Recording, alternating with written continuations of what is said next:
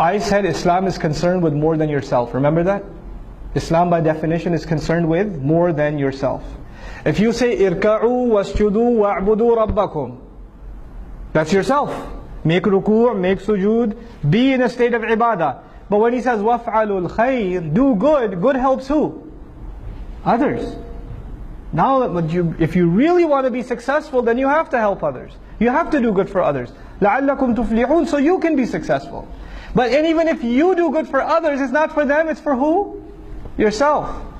So our voluntary contributions in whatever way, shape or form are actually efforts to help our own selves.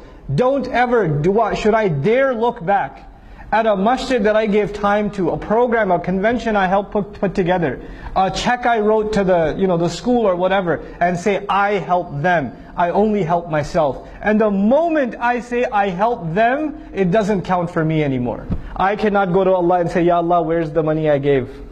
Allah will say, you already said it, you helped them. You didn't say you helped yourself. You can't have it both ways.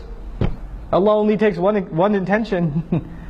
So if you're going to give, whether you give time, whether you give money, whether you give effort, whether you give suggestions, if you're going to give, you better only expect returns from Allah. You expect anything from anyone else, Allah doesn't like to share in intentions.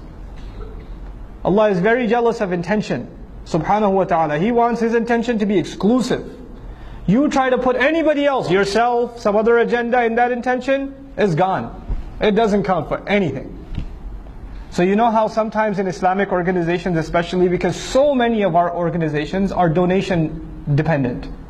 Masajid are donation dependent, schools are donation dependent, right? Da'wah organizations are donation dependent, publishers are donation dependent. People write a big check, somebody writes a $20,000, $30,000 check or something.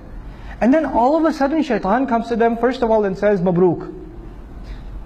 And then he says, hey, by the way, why don't you give them a suggestion about the color of the carpet? I mean, after all, you wrote a big check. You should at least have some weight in your opinion. And so you go and you give a suggestion. You didn't give a suggestion before you wrote the check, but all of a sudden, now your opinion just got $30,000 heavier. So you want to give an opinion. And you're expecting that your opinion will be taken a lot more seriously. Now why? Because you gave some money. Then your intention for giving the money was not Allah anymore. It was just to get your opinion to weigh a little more. That's all you will get out of that sadaqah. That's all you'll get. Is it worth it? Think about that. Just think about that. Before you ruin the sadaqat you give. In any cause.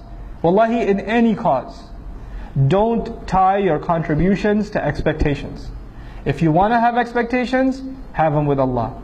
Personally, when I ever write a sadaqah check, I just to remind myself, I just write a little word on top. Ma naqasa malum min sadaqatin. Mal never goes down by giving sadaqah. I remind myself who am I giving sadaqah to, and which I'm actually depositing in my akhirah account. So I remind myself the withdrawal is going to happen after I go in the dirt. So I don't expect any withdrawals yet. You try to withdraw now, you won't get anything there. I want to make sure I get that across to all of you, inshallah ta'ala.